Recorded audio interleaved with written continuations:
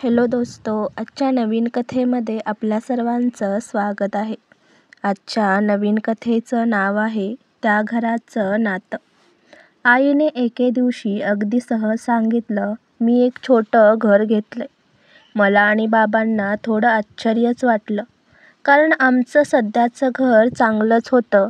शहरात 2 मजली, सगळ्या सोयीसुविधांनी युक्त. मग आईला अजून एक घर का हवं होतं? बाबांनी विचारलं, कुठं घेतलंस? आई शांतपणे म्हणाली, जुना भाग आहे, शहराच्या बाहेर, रामनगरच्या मागे. फारसं कोणी जात नाही तिथे. त्या ठिकाणाचं नाव ऐकून आम्ही थोडं कळवळलो, कारण रामनगर मागचं क्षेत्र आता जवळपास सोडलं गेलंय. अरुंद गल्ल्या, जुन्या भिंती, तुटक्या खिडक्या आणि ओसाड वाटणारी घरं. बाबा थोडे नाराज झाले. तिथे काय करणार तू? आई फक्त हसली. थोडं मन शांत करायला जागा हवी होती. तेव्हा आम्हाला वाटलं, कदाचित तिचं हे काहीतरी भावनिक कारण असेल. पण तेवढ्यावरच थांबलं नाही. 2 दिवसांनी आम्ही तिघे त्या घराकडे गेलो. तो रस्ता म्हणजे एकदम जुन्या काळात नेणारा होता.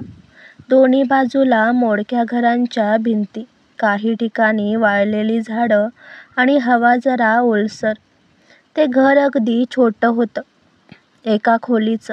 मागे एक छोटं अंगण. दरवाजावर अजून जुन्या काळचा पितळी कुलूप. आईने कुलूप उघडलं आणि आत गेलो तेव्हा मला एक विचित्र भाव आला. जणू काही वेळ मागे वळून चालला आहे.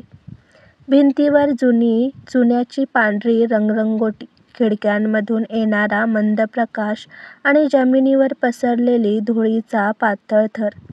आई मात्र हळूहळू सगळं पाहत होती. जणू ती घराच्या प्रत्येक भेगेतून काही आठवणी ओळखत होती. बाबांनी विचारलं, काय पाहतेयस इतकं? आईने फक्त उत्तर दिलं, कधी काळी इथे कोणाचं आयुष्य सुरू झालं होतं. त्या वाक्याने आम्ही गोंधळलो. पण आईने पुढं काहीच सांगितलं नाही. पुढच्या काही आठवड्यात आई रोज त्या घराकडे जायला लागली. सकाळी जात असे, दुपारी परत येई. ती तिथे एकटी झाड लावत होती, धूळ साफ करत होती, खिडक्या दुरुस्त करत होती. आम्ही दोघेही म्हणालो, आई, तिथे एवढं का करतेस? ते तर रिकामं घर आहे. ती नेहमी म्हणायची, रिकामं नाही, आठवणींचं घर आहे. हळूहळू तिने त्या घरात काही जुन्या वस्तू आणायला सुरुवात केली. लाकडी खुर्ची, जुना आरशाचा टेबल आणि एका कोपऱ्यात जुना स्टोव्ह. मला विचित्र वाटलं, कारण त्या वस्तू आमच्याकडे कधीच नव्हत्या. मी विचारलं, आई, या कुठून आणल्या? ती म्हणाली, ओळखीच्या गोदामातून मिळाल्या. जुन्या सारख्याच वाटल्या मला. एक दिवस मी आईच्या त्या छोट्या घरात गेले. ती भिंतीवर काहीतरी टांगत होती. मी जवळ गेले तर पाहिलं, एक जुना फिकट फोटो. फोटोमध्ये एक तरुण बाई आणि तिच्या मांडीवर एक लहान मुलगी. आईकडे पाहून मी म्हणाले, ही तू आहेस का? ती थोडं हसली. मग शांतपणे म्हणाली, हो, ती मीच आहे. मी विचारलं, मग ही बाई? आईचं डोळ्यातलं हसू एकदम विरलं.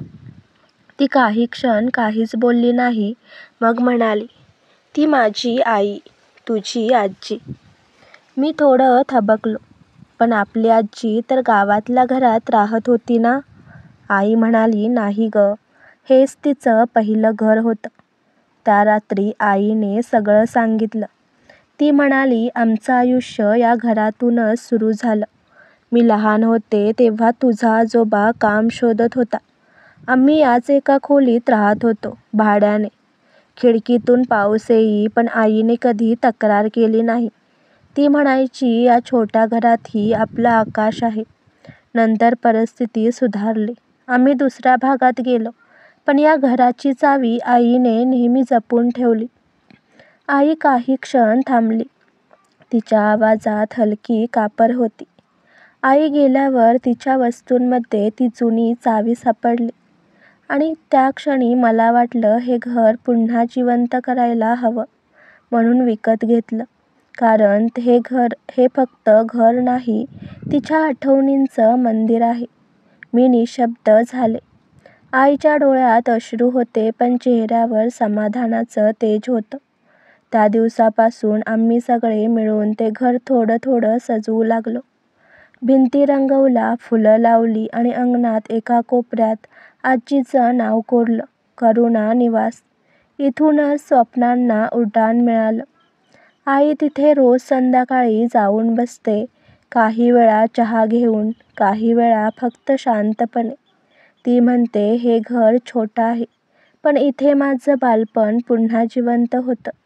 आता ते घर आमचं नाही, आमच्या पिढ्यांचं आहे. आईने विकत घेतलेलं ते जुजबी घर, खरं तर तिने परत विकत घेतले तो भूतकाळाचा तुकडा, जो तिला कधीच विसरायचा नव्हता. कधी कधी माणूस घर विकत घेत नाही, आठवणी परत विकत घेतो आणि त्यातच त्याला आयुष्याचं खरं समाधान सापडतं. आजची कथा आवडला असल्यास व्हिडिओला लाईक करा, चॅनलला सबस्क्राईब करा आणि कथा कशी वाटली हे कमेंटद्वारे जरूर कळवा. व्हिडिओ जास्तीत जास्त शेअर करा. धन्यवाद.